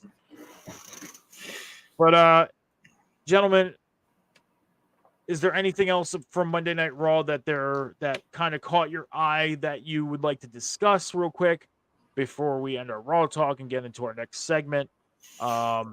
Sean, anything else from Monday Night Raw that you would like to discuss tonight? Not particularly. Other than, the same old Liv Morgan holding down Dom when Dom fell on top of her and blah, blah, blah. But yeah, that was just, an awesome moment. I felt like Ray shouldn't have won again, but that's fine. And that's all I'm going to say, It's my thoughts about that match. Okay, Cam, is there anything from Monday Night Raw that we did not discuss that you would like to discuss tonight? Yeah, a couple things. So one of those things is what Sean said. I like to build off of that about Rey Mysterio and Dominic Mysterio having a match on Monday Night Raw. Like I said, ultimately, I still think this ends with Rey retiring, probably at like a Mania. Maybe who knows? Maybe a Royal Rumble or Survivor Series. Maybe it doesn't have to be necessarily Mania. So I think this match kind of diminishes that a little bit. But I think ultimately it's going to add to their last showdown because Dom is going to go into it with more fuel and saying he's never beaten his dad one-on-one. But I just didn't like seeing it on again, like I said, just an episode of Monday Night Raw. I laughed at. Go ahead. I know you said you have a few things, so as you run down them, I have a couple comments in reaction to what you're bringing down with the. I don't know if you're finished with the Ray and Dom stuff. I do have a comment towards that. Okay. Okay. As far as Ray and Dom, Ray did mention in an interview that he does want to go longer past WrestleMania 41. He wants to at least try, I believe, and get to WrestleMania 42. Oh my god. He is inducted as a Hall of Famer. I honestly think that Ray and Dom are going to make this a best of 5 type of thing. Ray is 2-0 against Dom right now. It's 2-0. I think they're going to make this a best of 5 thing without it being presented as a best of 5, if that makes sense. Like, we're going to get 5 matches from them. Dom wins the next 2. And then when we get to Ray's retirement match, this was talked about in the watch along tonight that I was in, that it can ultimately come down to a hair versus mask match. Because and I learned this tonight. This was one new thing that I learned about pro wrestling. I didn't think I can learn anything else, watching it for the past 34 years. But something new I learned. In Lucha Libre, normally what happens is when in family terms, when it comes to mask, when somebody loses, they hand the mask down to the next person or whatever. In this case, we already know what Dom looks like. Make no sense to put the mask on him. In this case, they can do a hair versus mask match because they also do that. And then that would put Ray in the position to lose, and then he would end up taking his mask off, retire, and that be it. I think Dom and Ray are not done. They're just spacing this out. Fair. Your next thing? But my next thing is at the beginning of Monday Night Raw, it was funny because Sheamus, he actually pulled up in a Cybertruck. I don't know. I saw that. I was like, that's crazy. That is actually wild. My next thing is, obviously within the main event, kind of disappointed, that Drew McIntyre, won this match, because it's just like, man, how many more chances or how many more opportunities are we going to give Drew McIntyre? But I think, again, it makes sense with, CM Punk looming in the background. And I don't really think that he so much gets involved and screws Drew McIntyre. I think he comes out and he's just absolutely just stomps the hell out of Drew McIntyre during the course of that match and just takes him out of the match completely. Because at this point he needs to, right? I mean, he dumped him out and left him for that essentially in Chicago. So yeah. that is like a federal offense with CM Punk. And then, obviously, they did a good job of protecting Ilya, because I mean, Ilya wasn't even involved. He wasn't even in the ring at all during the course of the finish. But I just feel like Ilya needed it more. Ilya would have, when you asked me that question of like, who do you feel may win the Money in the Bank for the men's? I think Ilya would have been my one like wild card to shock people, because Ilya to win the Money in the Bank this soon. He hasn't been on the main roster for very long. I think would have been great. So yeah, I easily would have replaced Drew with Ilya for sure. Other than that, I think that's about it. So yeah. You mentioned about Drew McIntyre. If CM Punk were to come out and screw Drew McIntyre out of Money in the Bank, you mentioned one thing with that, okay? And he left CM Punk on the stage, bloody mess, left, okay? Now, you see a lot of videos on social media of the comparison that Drew and CM Punk are stealing from Shawn and Brett. What's really funny is, as I said 2 weeks ago, CM Punk went into Drew McIntyre's house and pretty much, pissed in his cornflakes. Drew just came out in Chicago a few weeks ago, pissed in CM Punk's cornflakes. And the funny thing is this is being compared to Brett and Shawn, and Money in the Bank's happening again. I didn't think of it like that. Boom. The Drew and CM Punk is Brett and Shawn, right? That's what you're saying? So it's being deemed that they're stealing stuff for their storylines from from Bret Hart and Shawn Michaels back in '97.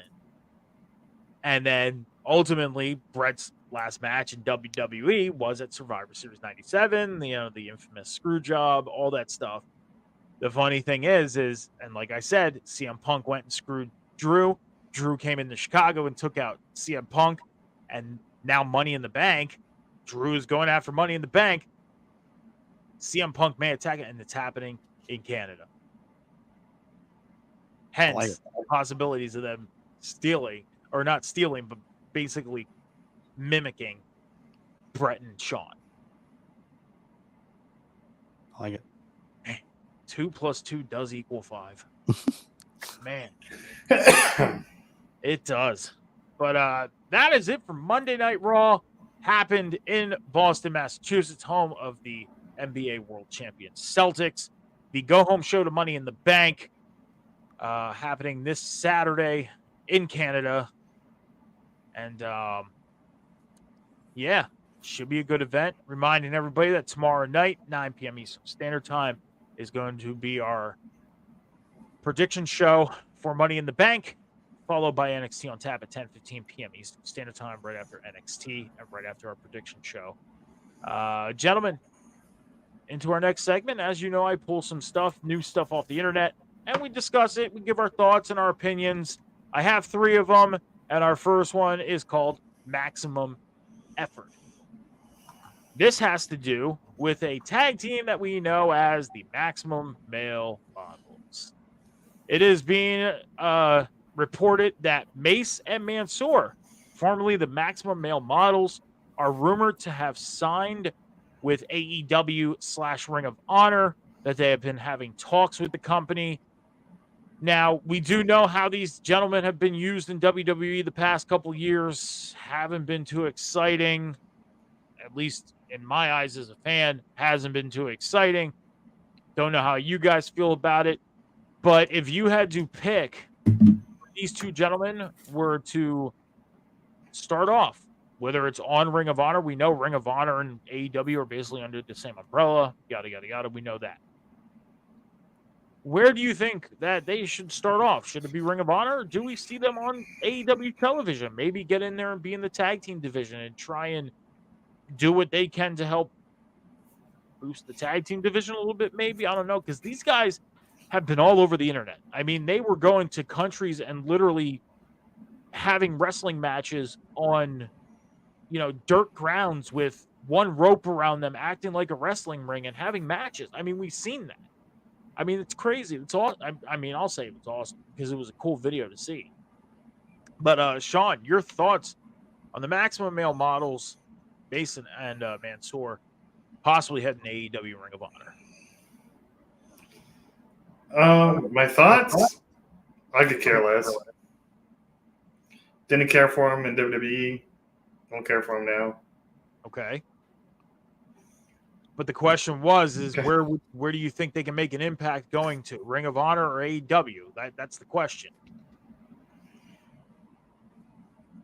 I guess Ring of Honor. I don't know. Like I said, I could care less. Cam, your thoughts? So before they or actually when they got released, they had I think it was Mansoor that put this out, but they had this interesting idea where they were like they came up with this gimmick idea, where I guess they were kind of like, I don't know, like these agents for hire kind of thing, kind of like APA, but like in a more like Men in Black kind of deal. Yeah. It was I can't remember the specific details of the actual gimmick or whatever, but it was a very interesting idea, and it got me very excited to see them, because the Maximum Models thing I think is way, like, it's not them at all, and I think they have way more to offer. And I would love to see them. I would love to see them go to AEW in general. It's the same thing with GYV, Grizzled Young Vets, who I'm a very big fan of. I love that tag team. Yeah, I would love to see a tag team like that or a tag team like them get signed and really be able to show off their creative chops that they were not allowed to show off in WWE. And I do think that they would make a big splash in any tag team division, especially in Ring of Honor, especially in AEW, to really get that tag team division back on track where it needs to be, where it was when the company originally opened. So yeah, I would love to see them in Ring of Honor, even, like I said, even more specifically on AEW, and have them featured on Dynamite. So yeah, I think that'd be a great spot for them. Yeah, I mean, we not to get too deep into the AEW talk. We mainly save that for the Boom on Wednesday nights, hosted by Cam, right after Dynamite at 10:15 p.m. Eastern Standard Time here. But I do want to comment this. I came across I did comment on a video. I actually did it, guys. I crossed my boundaries and I commented on a video last week. Something I normally do not do. I commented. And it was all about the question of, AEW being in trouble. And ultimately I said, I don't feel like AEW is in trouble. Understand attendance is down, viewership's down.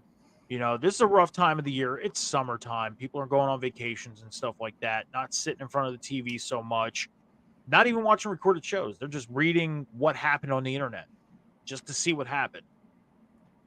These two guys went out after getting released and did something, like I said, wrestled in other countries where it was literally on the ground, one rope surrounding them, acting like ring ropes. Like, they went out and really, for the better part, made a name for themselves. I mean, you look at Mansoor. When he first came in, he was just shown when they went over to Saudi Arabia during a Crown Jewel pay-per-view, or what's the other event that they do over in Saudi? Crown Jewel, and there's another event they do. But anyways, King and Queen of the Ring. Not King and Queen of the Ring. There was another one that they do. I forget what it's called. But anyways, he was featured there highly, and he won a battle royal there. He won a one-on-one match against Cesaro. They highly featured him, and then they bring him into regularly televised WWE television, and they turn him into a male model. Like, this kid who had so much potential, showing off his talents at an overseas show, a PLE none the fact, and then just turned him into a male model. Now he's getting out to show his talents. And Cam, I agree with you. If you get them on AEW, hell, even if it's Ring of Honor, for them to show their talents even more, one day we can end up seeing them on, even if they show them on a Collision or a Rampage and work their way up to a Dynamite, or a Ring of Honor and work themselves up to a Dynamite, I think they can make an impact in that AEW/Ring of Honor tag team division. I can agree with that. Our next one is Put Me in Coach. Now, this has nothing to do with any discussions we had about, Arn Anderson or anybody else who played as a coach in pro wrestling, but this is about the coach himself, Jonathan Coachman. Said in an interview that he is open to come back to WWE by doing a sidekick role. Now, what that means, that can mean many things. Could he be a sidekick to somebody? Could he be, a manager, a mouthpiece? Don't know. But Cam, your thoughts on this, and would you ultimately like to see Jonathan Coachman back on WWE television? Last time we seen him, he was a ringside announcer at the table, calling matches. Now he wants to come back in a sidekick role. I would love that. I don't know what sidekick role means necessarily, but I would love that. The brief time they did bring him back and he was on commentary, it was just a lot of nostalgia came flooding back to the days where he was on commentary and on the commentary table back in the early 2000s. With the likes of Jim Ross, and he was playing that heel role. Or well, in place of Jim Ross, they had fired Jim Ross and that whole storyline back then. But no, I would love to see. I like Coach. Honestly, I do. Again, a lot of nostalgia with him and The Rock back in the day. The Rock always making fun of him. So yeah, the Coach was just always, comic relief. He's great, I think. And I think when he left and came back, I think he came back with more of a legit sports mindset. So I think he would add a lot to to the on-screen product. So yeah, I would love to see Coach back, whatever role they bring him back in. I think he'd be a great addition. Yeah, he definitely brought the whole ESPN factor, especially with him working for ESPN. Brought the whole ESPN, almost like what we're getting today. Mm-hmm. It was almost like the precursor to what we're getting today. Yep. He kind of tried to bring that. but he couldn't bring it fully. Why? Because the handcuffs were on. He had to say what he was being told, all that stuff. So it was almost like the precursor. Before I get to Sean, your favorite Rock and Coach moment? That's They had tough. a lot of them. They had a lot of them. Jeez. Probably when Rock made a fool of Coach and he had him dancing. Okay. And he's like, he kicked him. He's like, get your ass out the Rock's picture. Yeah, I love that. That's hilarious. Sean, your thoughts on Coach coming back possibly? Would you like to see it? And your favorite Coach and Rock moment? If he wants to be a sidekick, I hope I can only see it being a comic relief role. That's what Coach is best at. Favorite Rock and Coach moment? I don't know. I can't think of one at the top of my head right now. I can't. There's so many. There's so many. There's a lot. My favorite Rock and Coach moment was, I believe it was WrestleMania 18. It was at WrestleMania 18 before The Rock went out to face Hogan. The Rock was cutting a promo on Hogan, eating the vitamins, saying his prayers, talking to God. And then he goes, Coach, talk to God, tell him. And he goes, what up, G? Coach here. I want to say thanks to my family and all this. And The Rock just looks at him, what up, G? That was great. Just great. So that was my favorite Rock and Coach moment, was the interview at WrestleMania 18. Last one. It's called Ready to Rumble. No, this is not about the movie. Not about the movie. Greatest wrestling movie of all time. You get no arguments here. I mean, what? Greatest wrestling movie. Did you see the Von Erich movie? Before that, it was the greatest. Before that, oh, I don't know, man. The Wrestler did it. I mean, the Wrestler was really good. The Wrestlers, it's good, but in a fictional standpoint, as a biopic, yeah, the Von Erich story is the best. I mean, it was almost like the Wrestler was like a live documentary, basically. It was like a behind the scenes look at wrestling, but in movie form, because Mickey Rourke being in there. Really cool fact that the promotion that he worked with at the beginning of that movie, and remember that I mentioned at the top of the show that I helped out with WXW, the local promotion here, that was some of the wrestlers, and that was the promotion that was in that movie. Did not know that. The girl that's working at the pharmacy is Afa's daughter, I believe, and I know who she is. I've met her a few times. So, yeah, that was the local promotion. They shot a couple scenes here in Allentown for that movie at one of the shows, and they shot a lot of that out in New Jersey. So that's where it was based. So, but that, cool little fact about the Wrestler. I can't disagree about Ready to Rumble, though. I love that movie. I can watch Ready to Rumble like once a month. I love that movie. I do. I love Ready to Rumble. But this is not about the movie. This is actually about Royal Rumble 2025. Now, it has been announced that it's going to be taking place in Indianapolis, Indiana, at Lucas Oil Stadium. Here's the funny little fact about this, though. That in our eyes, that we're all assuming the Royal Rumble is just one night, correct? Well, in the eyes of WWE, internally, they are recognizing Royal Rumble as a 2-night event. No. The Royal Rumble in 2025, right now, internally in WWE, it's a 2-night event. So, Cam, you being in the Indy area, your thoughts, man? Would you go to both nights of the Royal Rumble? Absolutely. Like I said, we don't get much in terms of WWE. We get a show here, a show there. We don't really get a whole lot. Not at least in my adult life of being a wrestling fan, we haven't. So I wouldn't mind that at all, honestly. If they do that, like I said, have the men's Royal Rumble one night, have the women's Royal Rumble the second night, space it out. Make both Rumbles feel special instead of having them on the same night. So I don't mind that. Or I have no problems with that. So I actually have an idea and format on how they can do this. But before I say so, Sean, your thoughts on the possibility of the Royal Rumble being 2 nights in 2025? And No, would you go to India and see it? no, I don't want it 2 nights. No, Why? no, because Why? WrestleMania 2 nights is enough. Like we don't need every big four pay-per-view fucking 2 nights. SummerSlam's going 2 nights in 2026. I know it's too much. No, I don't. No. And yes, to your other question, I would go if I had the funds by then. Yeah, sure, I would.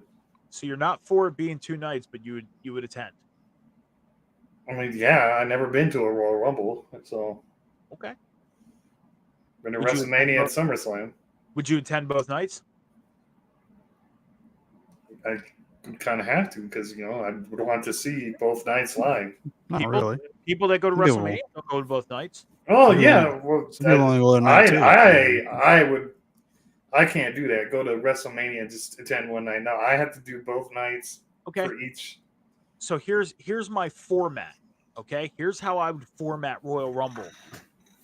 Okay, and after I format this, a simple yes or no from you guys on whether you would go to both nights after this format. Okay, how I would do it is night number 1. This is how I would do it. Women's tag team titles to kick off the night. Women's World Championship, WWE Women's Championship, Women's Royal Rumble on night number 1. Highlight all the women's division on night number 1. Have all the women's matches. Night number 2, have all the men's. Now, there's more men's championships. Yes. So what you do, one set of the tag team titles, one of the mid-card titles, both world titles, and then the men's Royal Rumble being 5 matches on the men's night. Now, would you go to that format? Yes or no? Sean, go first. No, I like a mix. I like the World Heavyweight title, Women's World Heavyweight, Tag Team, maybe US or Intercontinental, then the Royal Rumble, and then obviously vice versa with the. Okay. Cam? No, because I feel like, again, now I know you're a big advocate for like women's professional wrestling or whatever, and that's great. I'm the complete opposite. I just like, seeing basically just quality women's professional wrestling. It's hit or miss here and there, because I know at one point women's wrestling was like, wow, it was bad, but it's definitely has improved over this last several years for sure. Especially talent wise, and you have international talent coming in and things of that nature. But I still don't think that it's, and this might not be the most PC thing to say, but I still don't think it's as over as some people may believe or may think. Especially for the people like yourself who are heavily into women's professional wrestling. I just don't know how many people would really attend that. I probably wouldn't attend both nights. Honestly, I'm with Sean on that aspect. I think I would just like more of a mixture of sorts instead of just like splitting them up night 1, night 2. But I still stand by that you could just have the women's on one night, the men's on one night, just to make those rumbles, because it's in the name of the title of the event, feels special. So yeah.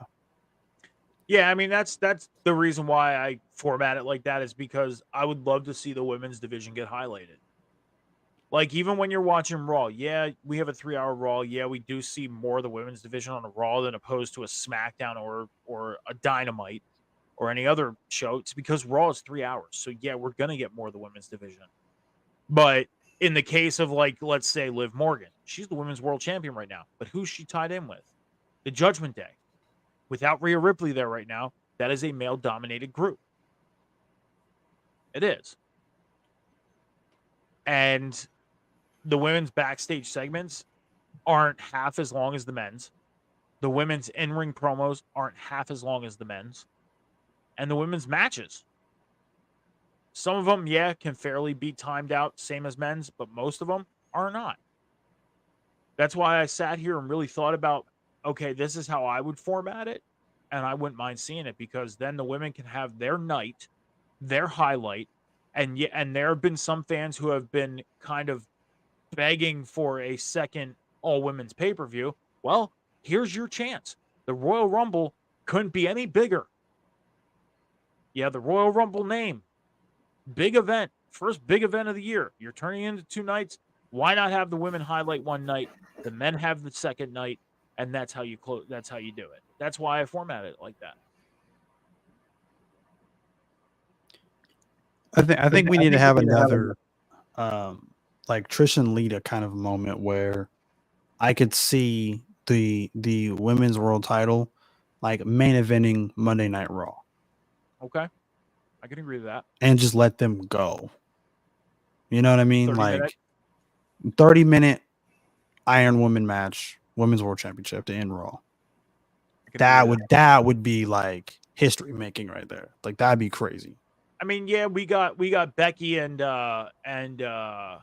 who'd she face? It was Becky and Liv in the cage or whatever to main event Raw a few months ago for the world title, but that was what, a 15-20 minute match. Yeah. So much going on, involvement. Like, no, 2 women, one-on-one, nobody involved, main event Raw, 30 minutes, highlight them, and that'd be great. I'd be all for it. But gentlemen, last segment of the night on this day, as we all know, I look on this day, July 1st, we're going to go all the way back to 2002. WWE Monday Night Raw was held in Manchester, New Hampshire. The main event of the show, we saw The Undertaker retain the WWE Undisputed Championship in a ladder match. Remember the famous ladder match against Jeff Hardy. The end of the match came about when The Undertaker chokeslammed Hardy off the top of the ladder and pulled down the title to get the win.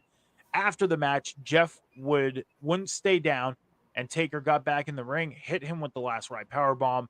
And as The Undertaker rode his motorbike up the ramp, motorcycle up the ramp, it says motorbike here, motorcycle up the ramp, Hardy got on the mic, said, "You haven't broke me. I'm still standing." This prompted the dead man to get back into the ring once more, but instead of beating Hardy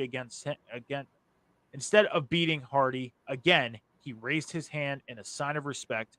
10 years later, in the lead up to Raw 1000 show, this match would be voted as the 5th best in history on Monday Night Raw.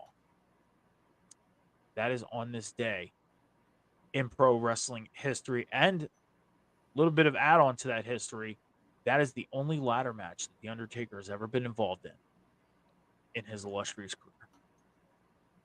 So, Jeff Hardy, name attached, some history there, along with all the other history that he's attached to, along with the history that The Undertaker's attached to. So, but gentlemen, that is it. We're going to close it out by shouting out our social medias and where everybody can find you. Sean, your socials are on the bottom. Make sure to head over to Sean's social medias. Hit that follow, subscribe, turn the notification on, check out everything that he is doing on social media and beyond. Speaking of beyond, Sean, where else can people find you? In Toronto for Money in the Bank weekend, where you'll see me probably be the loudest in the arena when Miss Tiffany Stratton wins the Money in the Bank. Also, announcement, of course, because I will be in Toronto this weekend. No Rebellion Wrestling stream this week. We'll be back next week, regular schedule, and catch TikTok lives with me and the bearded bastard Shadow from our we're gonna be doing TikTok lives this weekend, hanging out and catch that live. Yeah. I could have just promoted for him. I could have just been like, hey, you could find him in Toronto. Just look for him. You see him, say hi, do things, By the way, Rebellion Wrestling's not happening this week because he'll be in Toronto unless he decides to take his system with him and do it, stream it. I could have done all that. I stream off my PC, so that'd be kind of difficult. Not really. If you have a laptop, just download all the programs and everything. You'd be good. Make sure to head over to Sean's socials, check everything out. Also, make sure you're checking out everything he's doing, why he's in Toronto, and yeah. Cam's socials are on the bottom. Make sure you're checking out everything Cam is doing on social media, especially Cam's Wrestling Corner. Great videos. I mean, I gotta start replying to yours. That's what I gotta do. We had a good conversation tonight about the Wyatt Sick thing, sir. I think we need to start having some more conversations off the air as well through the makings of your videos. But other than your socials, make sure you're following and subscribing, turning the notifications on. Cam, where else can the people find you? Well, you can find me right here every single Monday night after Monday Night Raw with the table spot with these two gentlemen, of course. And then you can find me right here back on Rivet City Radio Wednesday nights after AEW Dynamite with the Boom with Phil Khan, of course, Metalcore Mike. And then, of course, you'll find me on our sister page on Off the Top Media every single Friday night after Friday Night SmackDown with Scowls and whoever we have as our third guest. Normally it's Jamie, but sometimes we switch it up and we have somebody else join us, of course. But yeah, check us out. I'm gonna try and make sure I'm home on time this week, so I can catch SmackDown. That way, I can talk about the SmackDown Go Home show with you guys. That way, I can do two Go Home shows this week, Raw and SmackDown. I'll be there live. Technically, yeah. Well, yeah, technically 3 if you include. Well, NXT. No, never mind. I won't be on NXT on. Yeah, I was like, never mind. Yeah, I'm not going to be on NXT on tap. I should be on the prediction show tomorrow night at 9 p.m. I should be there. But as far as NXT on tap, not happening. But if y'all have me on a Friday Night Review, I mean, I'm down to do another Go Home show. I'm down for it. I mean, I should be on. So here's the thing: is why I wasn't on Friday Night Review. Wednesday night. Okay. The reason why the Boom wasn't live is because we had a bad thunderstorm come through, knocked out the power of my house. We did not get power back until 5:30 in the morning. And then I ended up having off of work on Thursday. And then Thursday and Friday were just, Friday and Saturday were just, crap shows. It was bad for us because we had to play catch up. All because we missed work on Thursday. So that's why Friday was a little rough. So, but as far as my socials, Instagram, X, TikTok, Snapchat, Twitch, Linktree, Metal Mike 714, that's where you can find me. Especially add me on Snapchat. That's where you can reach out to me personally. You can reach out to me personally on Instagram and X and TikTok, but Snapchat, prefer that a little more. But Metal Mike 714. As far as on the networks here, as Cam said, Table Spot, Monday nights after Monday Night Raw with these two gentlemen at 11:10 p.m. Eastern Standard Time. On the Boom on Wednesday nights on AEW after AEW Dynamite with Cam and Phil at 10:15 p.m. Eastern Standard Time. And then on Sunday mornings for Rivet City Red Zone with Candyman Johnny H. Last week or yesterday, we did a whole rundown of the free agent quarterbacks that are still in the market, what teams could potentially sign them, and we did the free agents that are coming up for 2025 and where the quarterbacks that are going to be free agents could end up if they don't end up getting contracts. We are doing the running backs this week. So we will be running down the running backs that are having contracts come up in 2025 and running down the free agents who are still available for teams that need a running back. And you might catch me on Friday Night Review this week. I might be there. Maybe. So come make sure you head over to Friday Night Review either way on Friday night, whether I'm there or not. But gentlemen, that is it. Remind everybody, head over to Rivet City Radio Off Top Media's Twitch and YouTube channels. Hit that follow button, hit the subscribe button. Check out all the great content going on. Again, at 9 p.m. Eastern Standard Time tomorrow night for the prediction show for Money in the Bank. And then at 10:15 p.m. Eastern Standard Time, NXT on tap. Oh, and a little bit of broadcasting reminder. Rivet City Red Zone, July 14th will not be live. It's my birthday. I'll be in Philly that day for a Phillies game. So we're not going to be live on Sunday, July 14th for Rivet City Red Zone. I'm making that announcement for every show that I'm on because I want to kind of sink that in a little bit. So also patreon.com/Rivet City Radio. Check out all the great content going over there. I promise it will not break your bank. Gentlemen, do you have anything else left for the class? We will not send you $10. Oh, I already answered that. I already told her that. With that being said, this has been another episode of the Table Spot. Thank you for joining us. If you joined us live, I appreciate you. If you join us for the recording, appreciate you as well. With that being said, be good to each other, be kind to each other, take care of each other, be patient with each other. Remember, the world is not moving as fast as you think. Until next time, everybody. Deuces.